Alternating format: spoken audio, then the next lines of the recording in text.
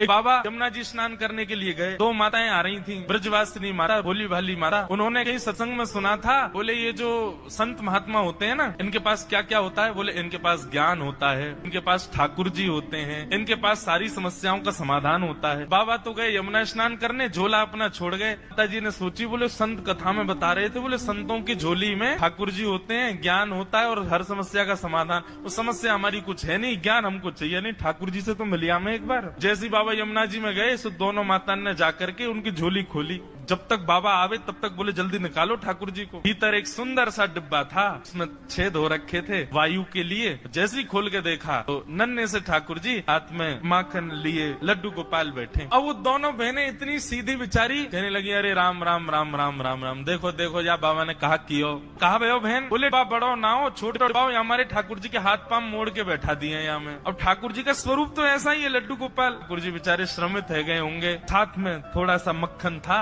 मक्खन लेकर के ठाकुर जी के पामन पर मालिश करनी शुरू करे। अरे राम राम, ठाकुर जी के पाम मुड़ गए। अरे भैया, अरे ठाकुर जी सीधे कर लो पाम। अरे बड़ो निष्ठुर बाबा है, आपको टेढ़ो करके चलोगो, आपको मोड़ मार के चलोगो। पांव में मक्खन लगाने लगी, पकड़ करके महाराज खींचने लगी। इतने प्रेम, इतने भाव और इतनी सरलता थी उनकी भक्ति में कि लड्डू गोपाल जिनका आकार ही ऐसा है, वो उनके उस सामान्य से मक्खन की मालिश से ठाकुर जी सीधे हो गए, हाथ भी सीधे हो गए, पैर भी सीधे हो गए। और जैसे ही ठाकुर जी सीधे भाई, इतने में ही बाबा निकल के बाहर आए। बोले अरे क्या कर रही हो, मेरा झोला खोल करके क्या कर रही हो? तुरंत ठाकुर जी उसमें बिठाए भाग गई मानते। बोले बाबा तू बड़ो निष्ठुर है, तेने ठाकुर जी टेढ़े कर दिए, ठाकुर जी के हाथ पांव मोड़ दिए, हाथ पांव टेढ़े कर दिए तेने, हैं डिब्बा में बैठा दिए ठाकुर जी।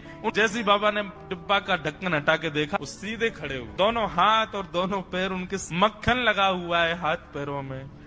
देख करके साधु के नेत्र सजल हो गए। बोले मैंने इतने वर्षों तक सेवा की ठाकुर जी आपकी, लेकिन आपको जड़ ही माना, इसलिए आप ऐसे ही रहे जैसे आए। पर ये दो सखी जो आई थी, इनके चित्त में इतने सरल और इतना प्रेम भाव आपके प्रति था ठाकुर जी कि आप जड़ होते हुए भी चैतन्य हो गए।